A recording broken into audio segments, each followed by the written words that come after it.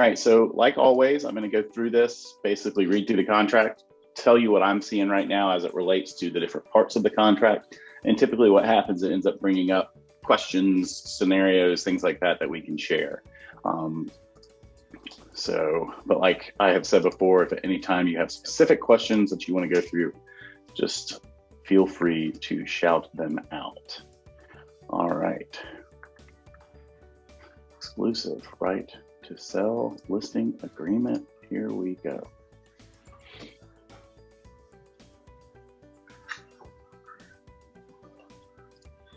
All right, give me a thumbs up if you can see the listing agreement. Yay! Thank you, Laura. Appreciate all of your support.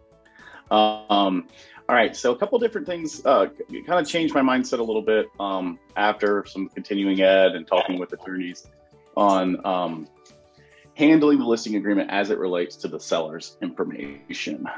We've always said before, in a perfect world, having a deed to the property would be the best thing, but it's not necessarily that accessible. It is. You can look it up online, you can get the deed, so it is best to go to the deed. Make sure you have all the people on here that need to be on here. The last thing that you want is to create an avoidable situation because you have, just the husband on there, just the wife on there, or both on there when they don't need to both be on there. So you want to make sure you get that information ahead of time. You typically look it up before you even go to the property. The second part of this, hold on one second. All right, the second part on this, obviously is the time period of the contract. Now, this is something that does confuse a lot of people, right? This date that you're going to put, the time beginning, will be the date that you actually sign the listing agreement. You don't have to post date it, do anything. It doesn't have anything to do with when it goes into the MLS. It's the actual date that the listing agreement starts. I've got a lot of questions that say, hey, they're not going to go in the MLS until July 15th. Today's July 1st. What do I need to put here? Well, you'd still put July 1st here. And you don't need to stipulate anywhere in the contract that it's going to go into the MLS on a certain date. The new listing agreement, as well as the new MLS rules, allow you to basically put it into the MLS whenever you want, as long as you're cooperating with the NAR Clear Cooperation, which we'll come back to here shortly. So this date right here has nothing to do with when it goes into the MLS. This absolutely has everything to do with the term, the length of time that you are in an agency relationship with the seller. Okay. All right, so second part here, little property description. Always fill this out as much as you can. I know there's been a lot of kickbacks and stuff lately from compliance regarding blanks. This is an area that you can control the blanks. You're actually writing the listing agreement, hopefully, or someone on your team is. Don't leave any of this blank. If you don't know the information, you can just put a dash in it. The goal is to have the cleanest contract that you can. One of the best ways to do that is to make sure you don't leave any blanks on here.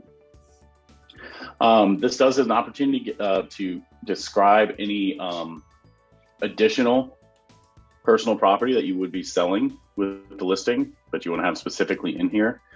Typically, I found 9 times out of 10 that's the issue is really things they don't want to sell that you would have listed in there. But this would be if you did have specific property that was going to go with personal property that was going to go in addition to any improvements, fixtures, anything like that, you would list them here.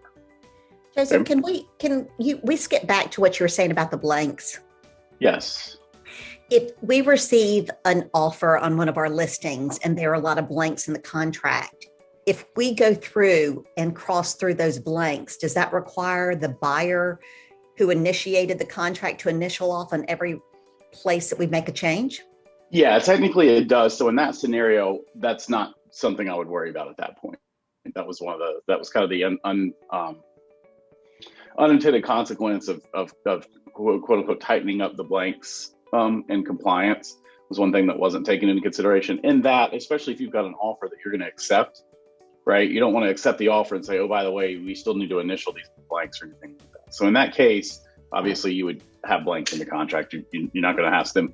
I mean, you could go and draw up a clean contract after the fact, but if really the only difference is having blanks in there, I wouldn't worry about that.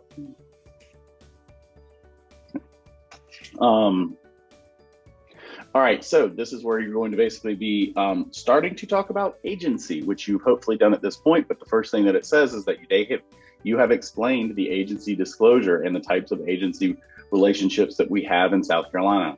There are really only two. It is exclusive agency, which you're going to be using in this, or transaction brokerage, which is obviously wouldn't apply to this one if they were signing a listing agreement with you.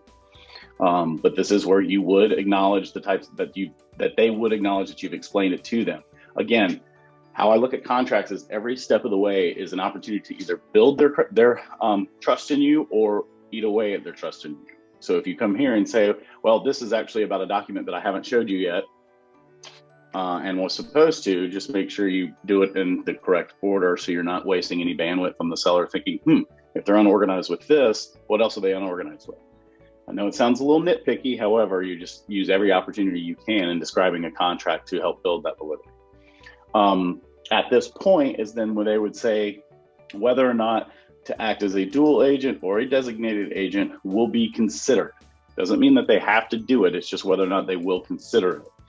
And obviously, once you've explained the difference between the two, hopefully they are going to give permission to act as a dual agent would be considered at the time, right? So again, it could be a situation where if they're hesitant and say, well, I don't know that I would want dual agency, John, if it truly was like, your brother was the buyer and, I'm going to be the seller. Like, okay, well, if that's the case, then what we could do at that point is go to designated agency. We could have some, we could come up with a stipulation on that.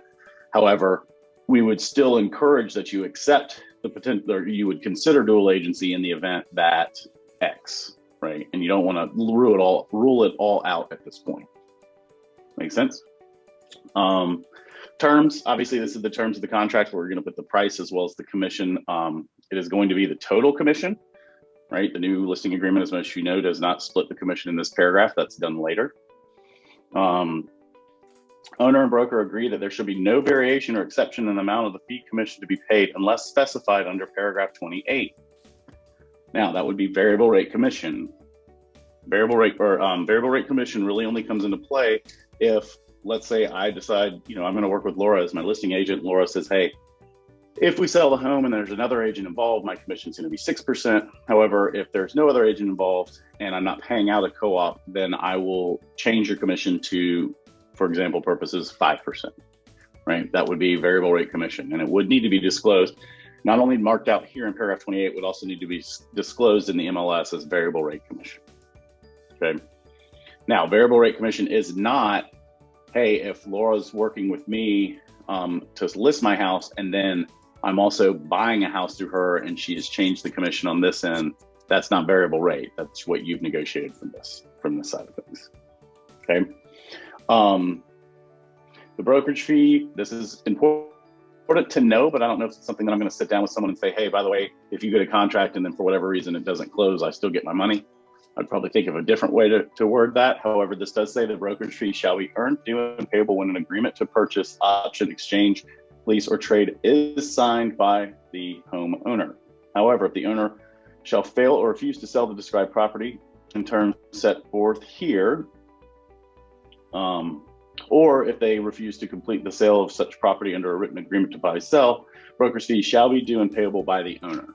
Again, probably not something you're going to exercise unless it's a situation where the owner has completely, just backed out on it for no reason at all and caused, you to do a whole lot of work you feel you should still get paid on. But if you do get a contract on the house, and technically this could be argued if you get an offer on the house, they could be required to pay your commission should they decide not to move forward with said contract.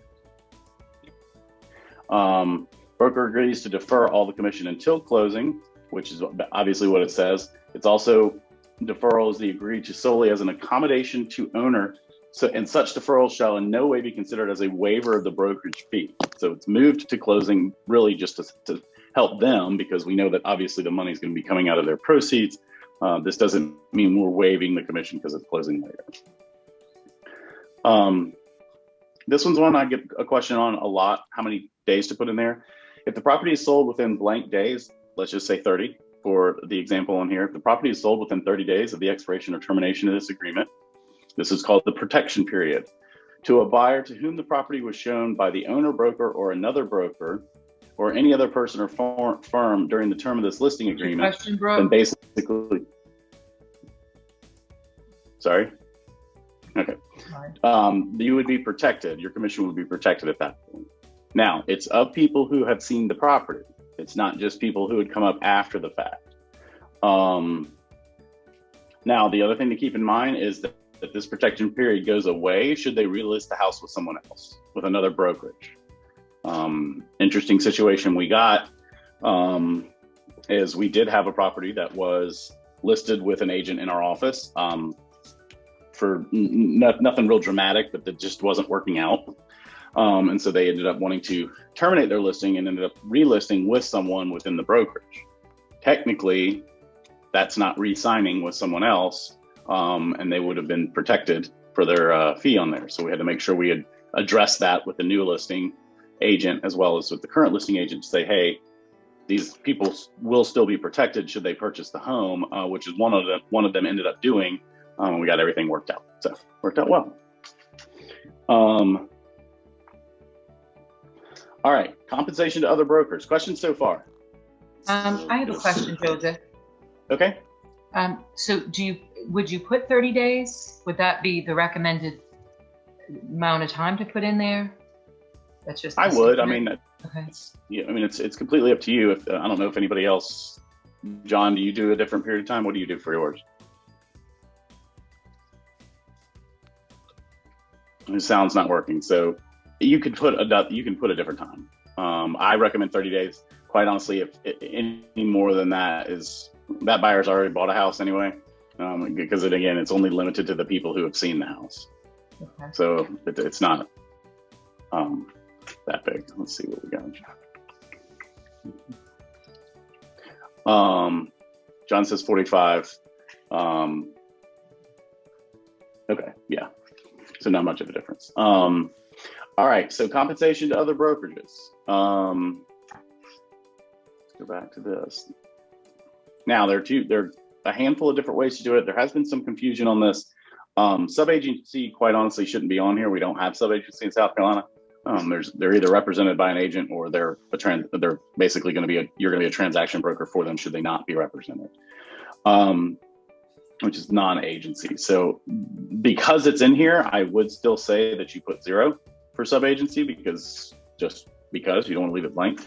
And for buyer agency as well as transaction brokerage, I would. I'm listening to Joseph.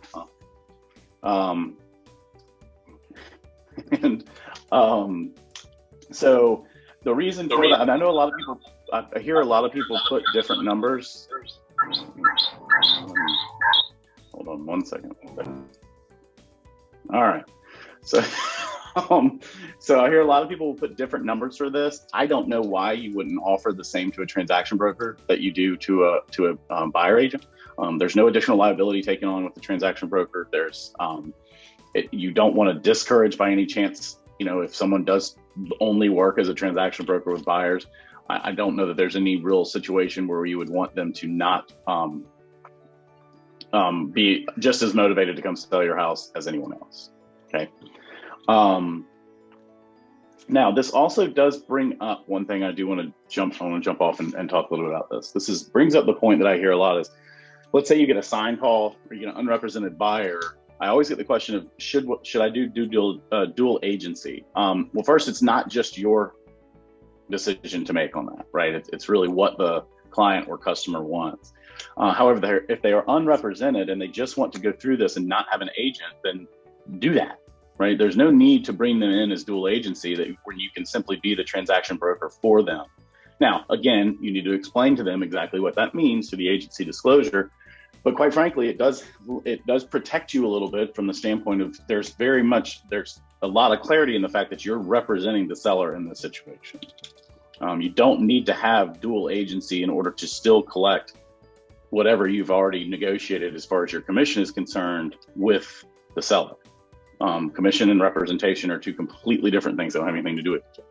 So I just always tell people is I would encourage transaction brokerage for an unrepresented buyer, unless for whatever reason that buyer just absolutely wants to be represented by an agent. Okay. But it's not something that I would overly push, so to speak, if you've got a buyer that you really don't have much of a relationship with, they just want to come in and purchase the property. Okay, so something to keep in mind. So Joseph, just to complete that thought, if they're not represented and you've negotiated with your listing, your selling clients that if a buyer's agent is present, they're going to get that, do you basically say there was not a buyer's agent present, so I get the full 6% or whatever you've negotiated? Yeah. Yes. Because what it says you'll pay this out of the commission, the total commission that you've done. Now, an example I gave earlier, if there's no other agent involved in the transaction, right? If you wanted to lower it at that point, that doesn't mean that's why right. You don't want to? I don't want to lower it. Right. Well, you don't have to. Right. So don't. You can keep it at the 6% and say, if there's an agent, I'm going to pay them this. If there's not an agent, I'm going to keep the full 6% or whatever it is that you're charging on it. Okay. Yeah. The reason that I word it, if there's no other agent involved in the transaction, is because in a dual agent situation, if you had agreed to lower it, you don't need any additional verbiage because there's no other agent that's involved in the transaction. Right. You may be their agent in there as well. So completely up to you. Those are for example purposes, not to suggest.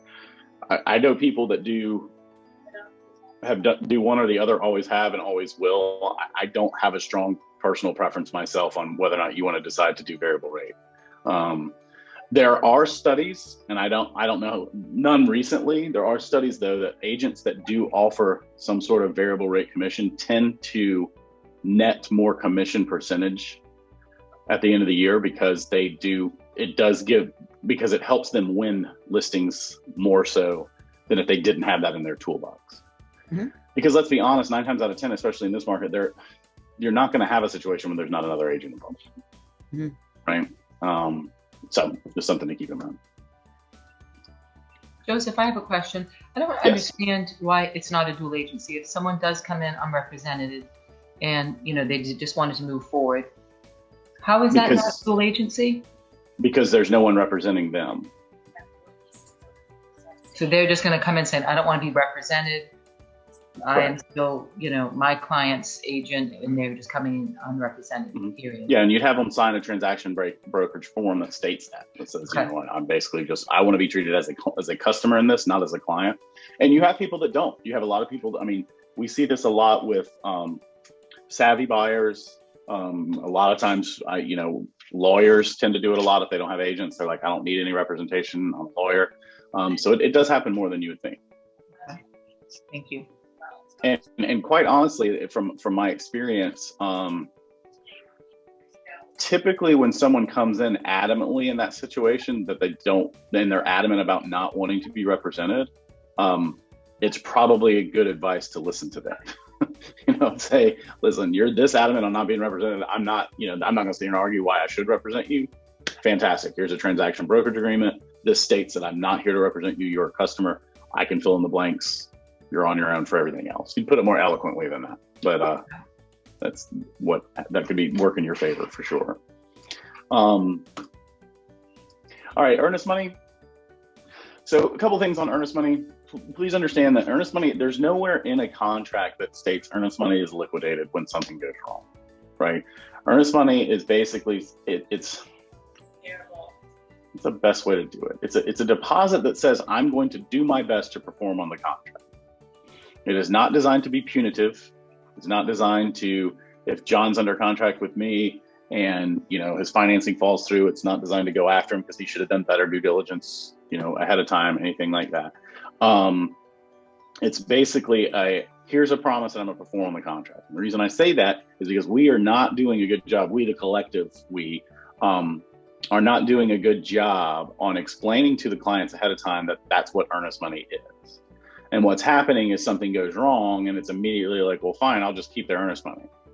Or something goes wrong and it's like, fine, I'll just give them the earnest money. It doesn't matter. No, the earnest money is not consideration in the contract, anything like that. The earnest money is absolutely.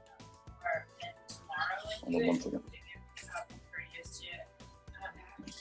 All right, somebody is, all right, found them. So, and again, in this big bold paragraph right here, it basically does say that you understand under all circumstances, all, not some, all circumstances, including default, The broker will not disperse the earnest money, or the escrow agent will not disperse the earnest money to either party until both parties have executed an agreement authorizing the disbursement, or until a court of jurisdiction has directed the disbursement.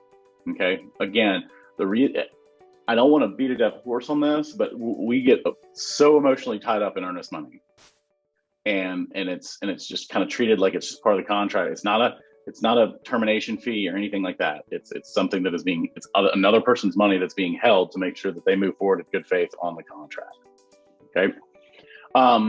Paragraph 5 talks about signs. Grants permission to display signs on the property, assuming the neighborhood will let you do so. Paragraph 6, what is my duty in this? This is basically where you go through and talk about, I'm going to make all the efforts that I can to sell your property, to get buyers that are interested to come in and sell your property. Paragraph 7 is one of my favorite ones, because this is the paragraph where you can start to use this as a way to build the team that your seller is going to be working with, and get it off of your plate to be the end all be all for every single thing that happens in the real estate transaction. I'm not saying you don't want to be a resource, but it basically says that I'm here to provide the owner with benefits, services, and assistance in bringing about this contract. In consideration for this, I'm going to be compensated. I'm not going to be liable to the owner. Now, you may get some pushback on this one, because it basically says if something goes wrong, that you're not going to be held liable. And it does say that you will hold harmless and pay any attorney's fees, right? So if you get some pushback on this one, let me know. But we have had some people that have had sellers who've asked basically to strike this paragraph, right? But the reason I bring this up, as I said before, is, by the way, this is just saying we will have other people involved in the transaction, right? Professional service providers, contractors. They are going to be experts in their field. I'm going to be the expert in my field, right? And again, this is the first area, like I said before, where you really start to bring in this team concept, in my opinion, and this will make more sense when we get to the next paragraph that covers it on the next page. This then also talks about what the owner agrees to do, right? The owner is basically going to be furnishing you with the complete information, make sure that the property is basically marketable, can be sold, right? They're going to go to you with any inquiries, including if other brokers reach out to them. There are people knocking their door. This is basically just saying, Mr. and Mrs. Seller, come to me as soon as you get any of these. That they're going to allow the inspection of the property and showing of the property to brokers and buyers. We're going to offer it for sale to prospective buyers without violating any of the fair housing violations. This one's interesting because it does allow them to pay you back for separate expenses, utilities, inspections, maintenance, this sort of thing. This can be used one of two ways. I've actually talked to a couple agents who use this as an area they would cover marketing fees, right? You'll allow me to spend up to, just for an example, $1,000 that you'll reimburse me, and you have that agreement where they pay an additional marketing fee. This technically isn't the place that you would use it, because this is really more for expenses like utilities, and you would use this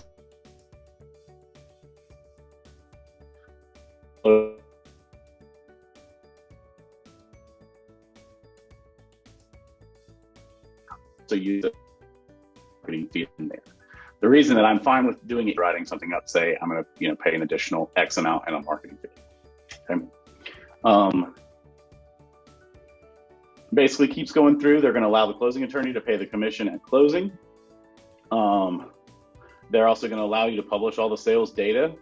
This is kind of an important, again, anytime that I talk through these and be really clear, it's not the intention that you go through line by line with your seller when you do this. You should be able to, right? And some sellers will want you to. However, what it is to be able to explain situations that may arise ahead of time. And the reason I stopped on this one is, one of the things, Mr. and Mrs. Seller, that this allows you to do is we are going to be publishing this obviously to the internet for marketing.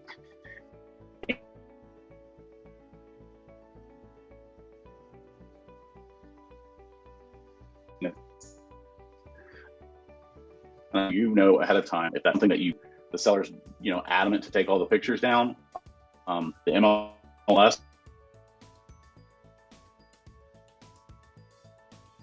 you all but the, one of the front of the house. However, the sellers need to know that once it's out there, you can't really put that toothpaste back into, right? So you just want to let them know, not from an alarmist standpoint, but just make sure if they have expectations that that information is not going to be out there after closing, that you address it now versus later.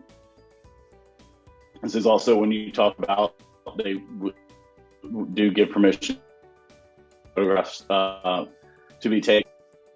And having too much fun in the office. This also allows them to, it basically is where they're agreeing that that information belongs to them as the agent. So that belongs to them. Again, where this comes up, you have a listing, they come off the market, they relist with someone else who owns the photos, you do as the agent. Now, some would argue technically the photographer does. Maybe that would be based on your agreement with your photographer. That's not part of the listing agreement. Convey marketable title, free from all liens. Now, the reason I bring this one up is we're seeing this on a couple of different situations. If you've got material adverse facts that are working against, obviously as they're adverse, against the sale of the property, making it non-marketable, they could be at risk of defaulting, right? Or being in default of the contract. Where we are seeing this are situations like we're seeing this a lot with solar panels.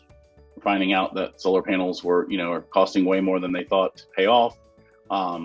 That's not a reason to then say you can't sell the property, right? If that comes up after the fact and you didn't disclose it, then your seller could be at risk there. They have to be able to sell the title of the property has to be able to be transferred, and owing too much on the property doesn't negate that. They still would be obligated to sell the property. So you just need to make sure you keep that in mind in your seller consultation, that you're going through all of that. Again, more disclosure of what they're allowing the attorneys to do, which is to basically give the brokers copy of the final settlement statement. And the new rules that came out when they did away with the HUD 1 and came with the CD and what they're in the closing disclosures now is the seller has to give permission for all parties to see it. This is where they do that.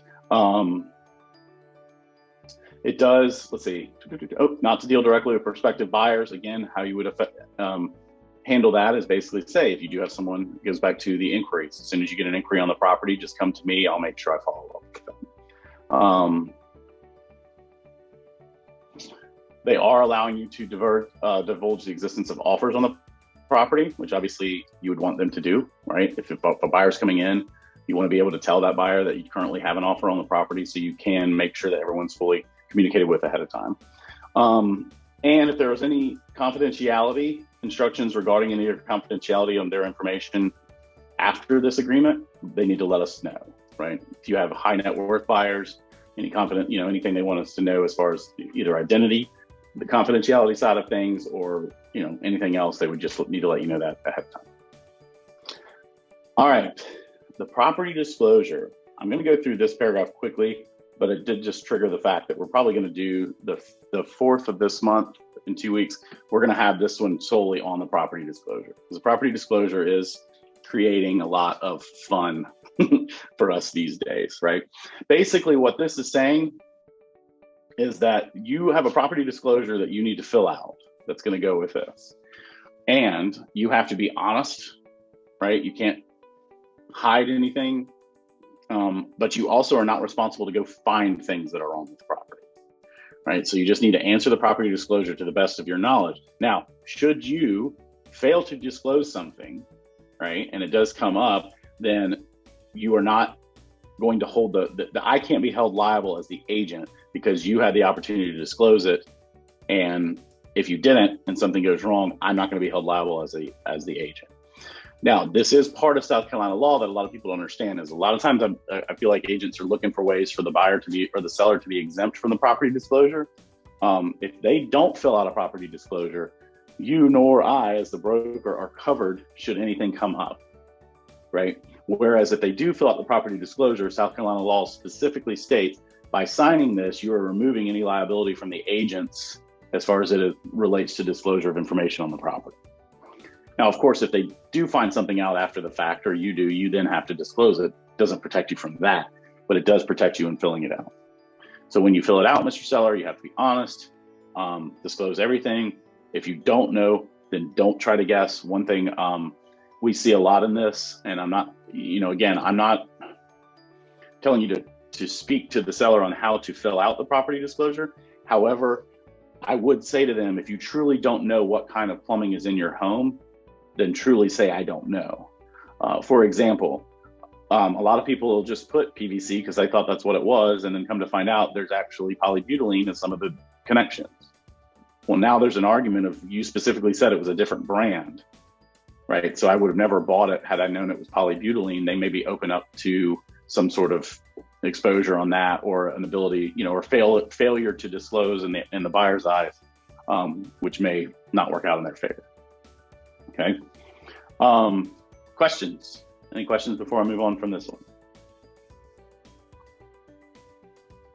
All right. I have a question about that. We're using your own money. Does that come up a lot? That would seem like when we talked about utilities or et cetera up above. No. So would you put NA typically there? I would typically, yeah, unless you do have an agreement on if you wanted to use that for any marketing materials. Most of the ones that come across my desk have NA. They don't have anything in there. Okay, thank you. Yeah, absolutely.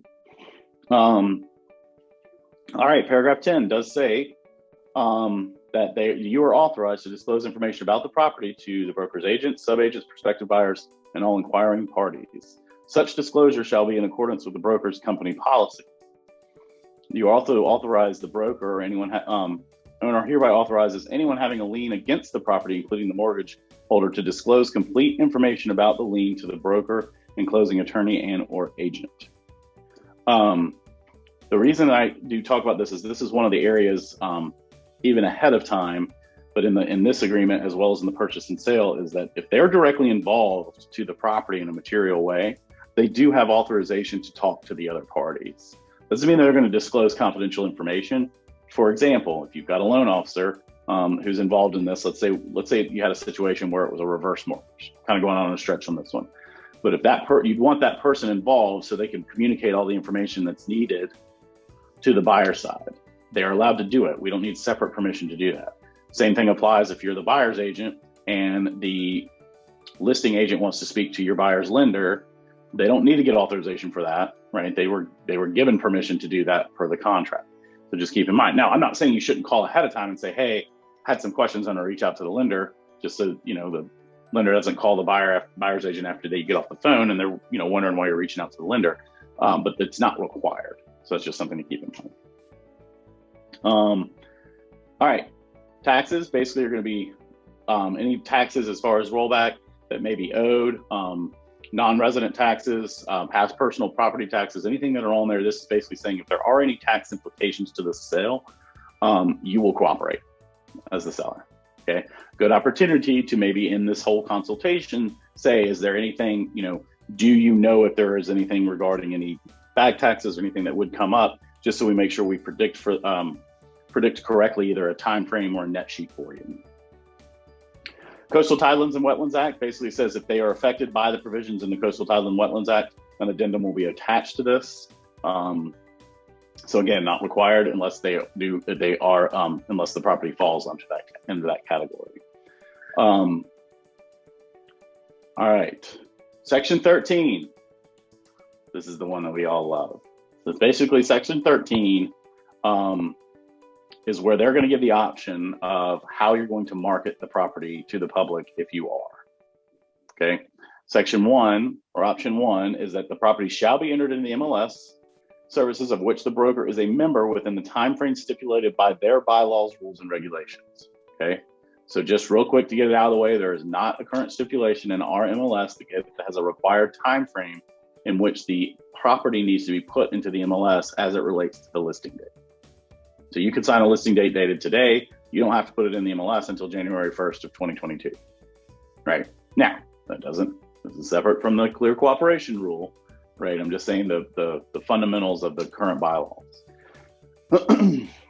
Now, when you go into the MLS, this shall constitute an offer of cooperating brokerage to all members and of the listing service.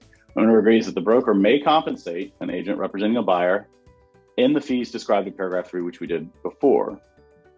Owner agrees or does not agree that the listing will be placed in electronic marketing mediums, including but not limited to the Internet, MLS, Data Exchange, IDX, or other similar online computer services. Now, here's where things get interesting.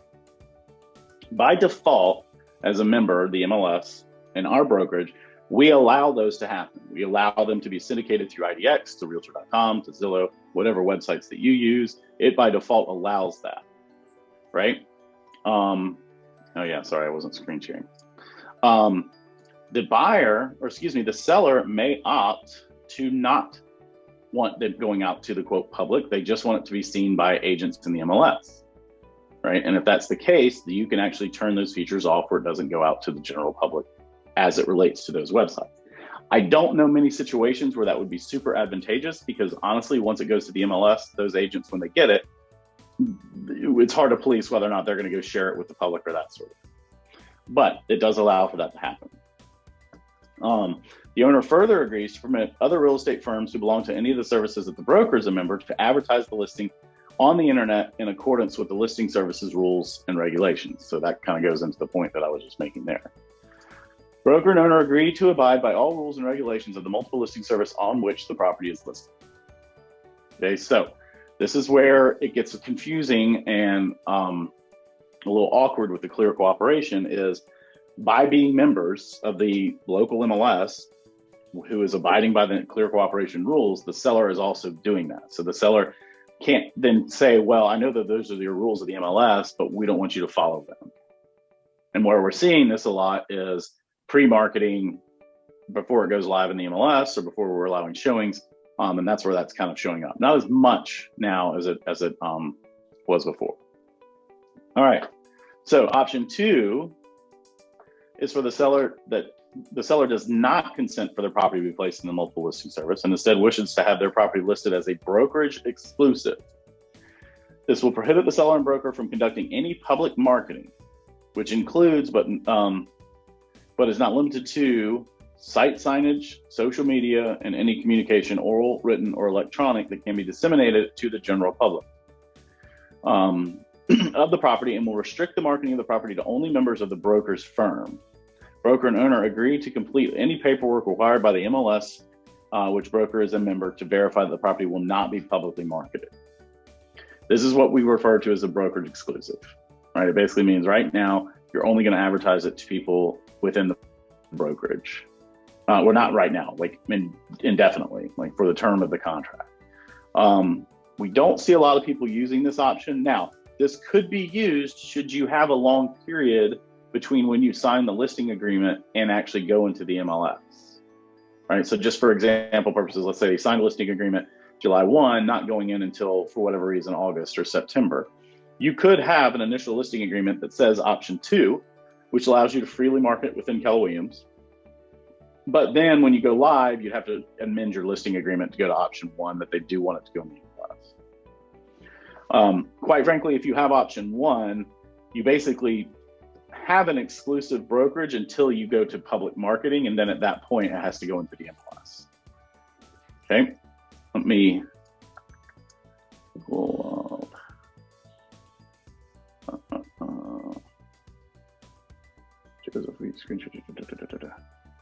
All right, so I think, Greg, did that answer your question? I think it was, can you split the term? You can.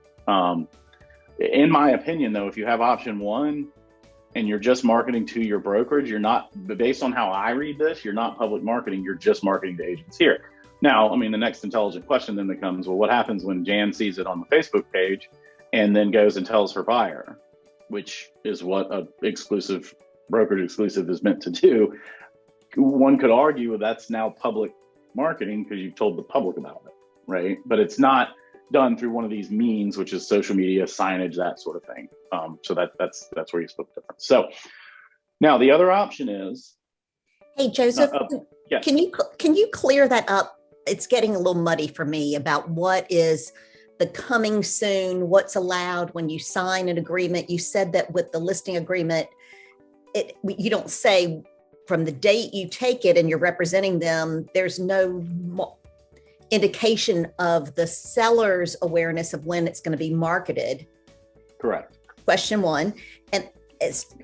But really, what are the guidelines right now with MLS and our association and with our market center as far as getting a listing, signing into listing, and then when it goes live in MLS?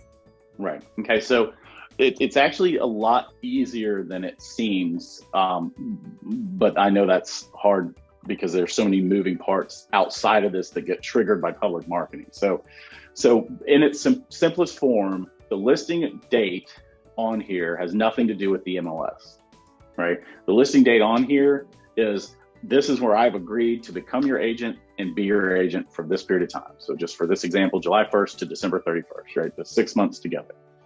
There's nothing that stipulates in the MLS. There's no rules that we have in the Market Center. There's nothing in this contract that says after July 1, it has to go in the MLS by this date.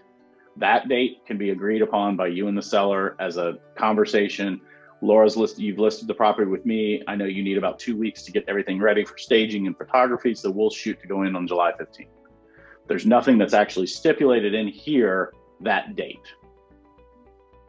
Okay. The only thing that triggers a requirement for the MLS is if you publicly market it, right? And publicly marketing is what? Anything outside of Keller Williams and Charleston. Right. So anything, I'll go back. So basically when it says public marketing, so if you put a blast on Facebook to correct. East Cooper Top Producers, a group that you're affiliated with, that's considered outside of. Yes. And at that point, what the rule is within 1 business day, it has to be in the MLS. Okay. So, and it's business day. So if you shoot that out Friday morning, you technically don't have until Monday. You have to have it in by Monday at 5. And when it goes into MLS, how long do you have before? Is it still a week that you can do showings? No. So they removed any restrictions on when on whole or no showings. So you could put it in. Now, again, so the could and would are 2 different things, right? Or could and should are 2 different things. You could put it in today. So let's say that happened. Here's what's happening a lot is the neighbor blasts it on their Facebook page.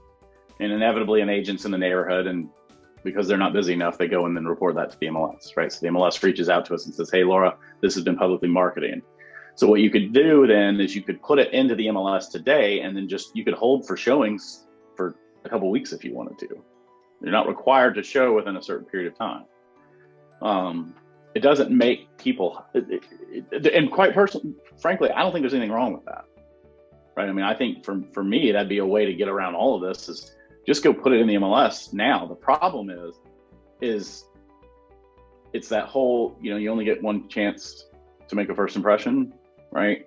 So if you don't have everything ready with your photos and everything, the first impression of this property is whatever you can put in that day, which is one of the many flaws to this whole situation that we're trying our best to get around. Did that clarify? Mm-hmm. Thank you. So what you can do during that time, and why we created like the citywide Facebook page and those sorts of things, is you can let other agents within Keller Williams Charleston know about it. So that's kind of why we have those pages, visiting that to see if there are other means to do so. So good question. Any other questions on that?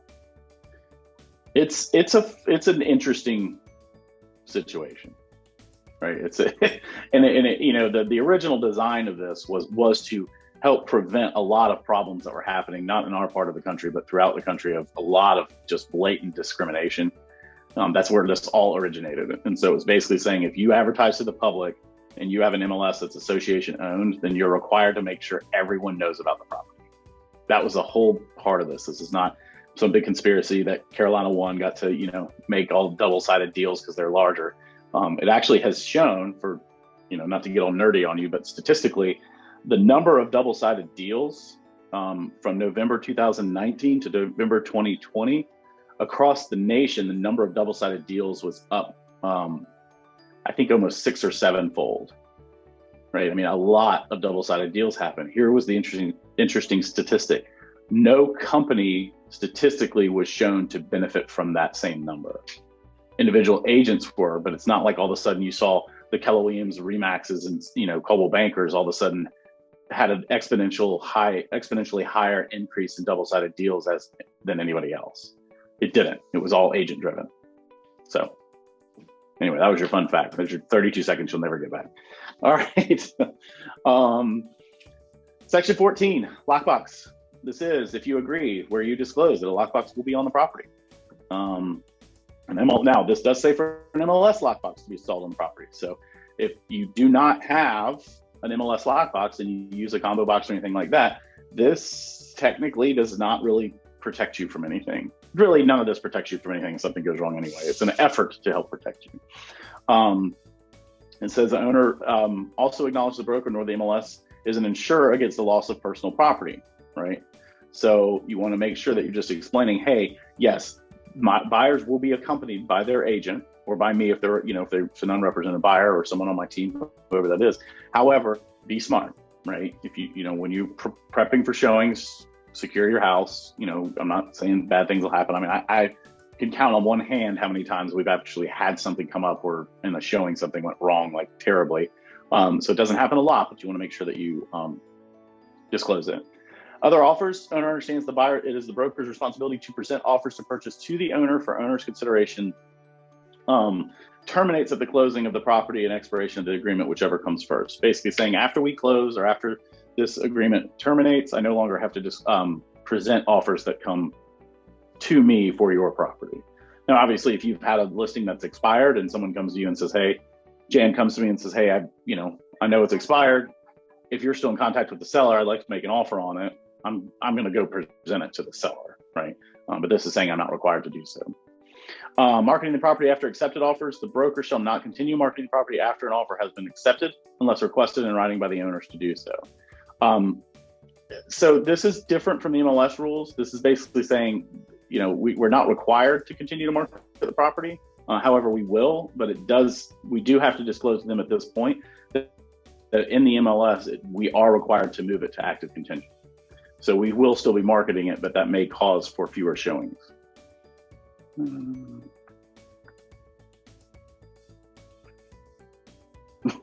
Yeah, so Jan just shared a story that, please don't do this, is that they had an agent from another company that the agent gave the buyer the code to a combo lockbox so the buyer could look at the house because the agent was too busy to go. You would be shocked how often that's happening right now. And it's gotten bad. We had one also where the agent gave a code to their buyer and this was like the 5th or 6th deal that they had done with that buyer, like within the last 12 months, very close to the buyer. The buyer showed up at the house and started doing work on it before they closed so they could be ready to move their tenants in. That did not go well. Seller didn't like that, right? So don't give that information out. It's very, very bad. You can get a lot of trouble for it. Paragraph 17 basically says no control of commission rates or fees, which basically is saying commissions are negotiable, right? There's no set commission.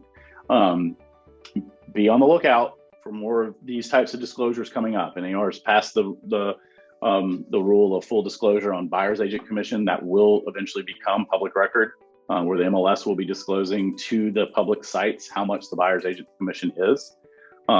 They're doing that in an effort to have more transparency to help with this argument of saying, hey, these commission rates can be negotiable, as you will see, because some buyer's agents could be making more than others.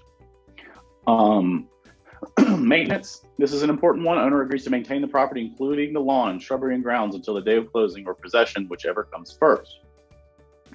Owner also warrants that all heating, air conditioning, electrical, plumbing system as built-in appurtenant equipment or appliances shall be in operative condition on the day of closing or possession, whichever comes first. Now, again, this is an interesting one. We just dealt with this very recently, where personal property was conveying.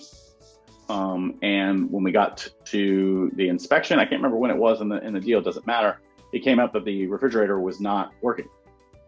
And so from our buyer standpoint, we're like, well, it's in the contract, it's personal property. The contract itself does say that personal property will convey or be maintained in operable condition, right? And we also now know that in their listing agreement that they've agreed to maintain it.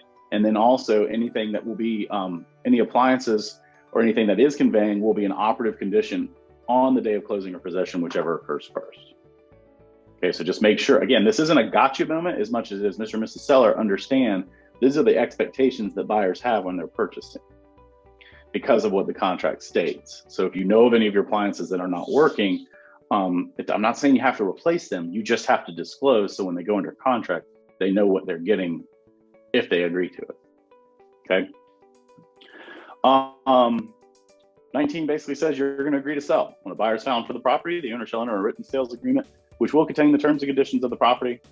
And basically, you will agree to sell it. Okay. Greg's question to the bill of sale, does it relieve that? It doesn't. Wait, when you say, clarify that a minute. Does it take them away? If you do a bill of sale, does it take the seller away from the liability of maintaining it, or what do you mean? I guess my question is this: if you sell it outside of the closing, do we still hold the same liability for it to be operated? So my blink reaction is yes, because you wouldn't be able to sell it outside of closing. A bill of sale would still have to be referenced in the contract, because the contract does specifically state that there are no outside agreements, which is what that could be argued as being. So my blink answer would be it does not release them of liability for doing so. So we should get rid of the bill of sale? No, because the bill of sale, why would you? Why wouldn't you? You're either gonna if you can't make the agreement outside of the contract, right? There's no need for a bill of sale, because that becomes part of the contract, which is already in force. Why put another contract as the bill of sale? That's a good question. I would say, from my opinion, and I'll make a note, fire this off the attorney for their opinion, and shrink it down when I give you the answer. Is clarity on what's conveying. A bill of sale is typically done if there's a lot of personal property. And a lot of times the bill of sale may be required to show that it's conveyed at no value. So that would be my initial response is, even if it's not a bill of sale, you could also do see attached list, right? And just has that on there. I agree with that. What about, the FHA always has, the lenders normally have us say, personal property to convey at no value and as is condition. Right. Now you've just changed the contract. You've actually reworded your contract. Right. Which we don't want to be attorneys. I understand that. Right. But where would you stand on that? It's a tough one. Where I would stand is the lender can't unilaterally change the contract. However, obviously we know that they're going to try, right? What they will say is, we're not changing the contract. We're just telling you that this is what has to happen. If you don't want to change the contract, then we're not going to fund it. Where I would stand on that is, it's a good question. I don't know. I'm gonna have to follow up with you on that one. It's a good question. Thank you. Yeah, I'll get back to you on that for sure. All right, lead-based paint. Paragraph 20. Basically, if the house was built before 1978, they will have to fill out lead-based paint disclosure form, submit that, and also provide all documents that may be necessary to the buyers, right? This is basically just saying that you do agree to do that and you will participate in it. Mediation clause says that if there's any dispute between you and me as the agent and the seller, or the broker and the seller, that we would go to a dispute resolution system that NAR has provided, which SCR has them. They have mediators for that are no cost. Again, I haven't seen too many of these mediations between client and agent. Most of the mediation comes down between clients. Paragraph 22 is fair housing, basically saying you will not discriminate. Paragraph 23 says you can still use faxes or other electronic means to communicate. This is an enforceable contract. So, if I do perform this contract and for whatever reason you decide not to move forward, that can be enforced. Again, I don't know that I lead with that, right? However, this is a protection for you should you do everything that you have promised that you will do per the contract and then the seller decides not to perform. Paragraph 25 basically says any sex offender or criminal information, the broker is not responsible for obtaining that. Right, that it is going to be the responsibility of the buyers, potential buyers, and then if the seller wants to have the information, them as well. But particularly in the buyers on that, they're the ones who are going to find that information. 26 is where it basically specifically states out that the photography conveys, or that the seller irrevocably conveys any and all of the seller's audio, photography, and videography rights in perpetuity involving the seller and seller's family and seller's property to broker for marketing and advertising in any other purpose deemed necessary by the broker. The reason this sounds all big and scary is because, again, it goes back to the whole thing. You know, you put a listing in as a Keller Williams agent, it immediately goes out. There's no bringing that back, right? There's no bringing that back. So for the seller to want that to be, you know, controlled in any way, shape, or form is just not realistic. So this is just a disclosure that says, hey, this is my information. I mean, this information we're going to continue to use. Surveillance, the seller agrees to abide by any laws and regulations regarding audio and video surveillance of the property and persons entering the property, including agreeing not to use any surveillance in areas where persons have an expectation of privacy, such as restrooms. Seller agrees that the broker may or may not disclose potential surveillance as the broker deems necessary, including signage on the property and any advertising marketing. The problem with this last line here is if they don't want it to be disclosed, you do need to tell them that by default, the buyer agency agreement discloses that they may have surveillance, right? So, you know, that's fine if you don't want me to disclose it. Just know that the buyer's agent is already going to say that it may be surveilled. Just keep that in mind. Other terms and conditions is where you would fill out if you did have a variable rate commission, if you did have a marketing fee that you wanted to put in there. A lot of people will use this to do an early termination, you know, an easy exit agreement or anything there. All bold here basically says that this is a binding agreement, a legally binding agreement, and all contact information below is where all communication should happen between the parties as far as notices, et cetera, et cetera. All right, listing agreement in an hour. What kind of questions does everybody have? Joseph, I have a question about their surveillance. What are the rules on that? So someone could have a surveillance in the home and could use it to their benefit if someone's coming in and discussing the property and how much they like it, etc. Aren't there rules on that? Yes. There are state rules on it. I'm pretty sure if I remember correctly, if it's video surveillance, it can't have audio. I'm not positive on that, but I can get that info. I'll get a statement on that one and get it out to everybody. Okay. You know, what I would suggest that you recommend to all buyers is don't talk about the house while you're there in any way that would show your cards. Because there's a potential that the owner, including but not limited. Say that again. Because there's a potential that the seller is recording everything. Correct. Can do so by law. It's legal to do that. Do you have to put a sign out saying that that's taking place? No, you don't. It's my understanding you don't, because, well, like Greg's putting in here, think of Ring doorbells, baby cameras. There's a lot of ways that it can be done. Again, I don't want to get bogged down too much on whether or not it's allowed, as much as prepare for it to be happening, to potentially be happening. And this doesn't happen. It's not always just like, you know, oh man, Jan, I'd pay $550 for this house. And then they're like, oh great, I'm definitely not negotiating. It's not that as much as it's where I'm seeing it come up is the sellers getting annoyed by what the buyers are saying. People are very sensitive about what people are saying about their house. Mm-hmm.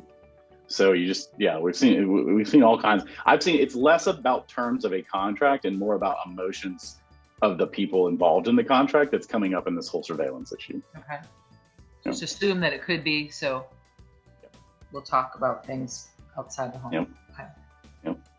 Thank you. Yeah, absolutely. All right. Any other questions?